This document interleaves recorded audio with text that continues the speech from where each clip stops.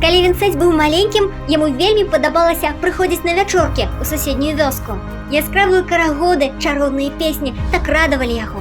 Справа ў тым, што ў тыя часы беларускую мову можна было пачуць пераважна сярод сялян, і Вінсэнт цвёрда вырашыў, што калі вырасце, абавязкова зробіць так, каб родная мова гучала і са сцэны.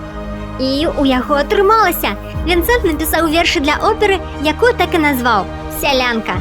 Звычайныя жыхары вёскі выйшлі на сцэну, дзе гралі саміх сабе, спявалі і танцавалі. Гэтая падзея стала днём нараджэння беларускага нацыянальнага тэатра. Многія вельмі здзівіліся, калі Вінсэнт таксама выйшаў на сцэну, бо ў тыя часы для арыстакратаў лічылася ганьбай нават проста выступаць на сцэне, а тым больш у ролі селяніна.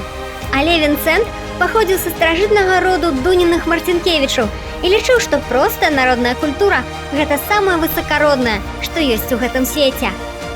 Выступленне мела поспех у гледачоў, але яго адразу забаранілі. Ці спыніўся наш герой? Не. Ён сабраў дэкарацыі і пачаў нелегальныя гастролі. Ён пісаў на беларускай мове адзін твор за другім. Самай папулярнай стала «Пінская шляхта». Яе сёння часта ставяць сучасныя тэатры. Гэтая п'еса раскрывае высакароднасць простых людзей, а таксама камічную пыхлівасць арыстакратаў таго часу.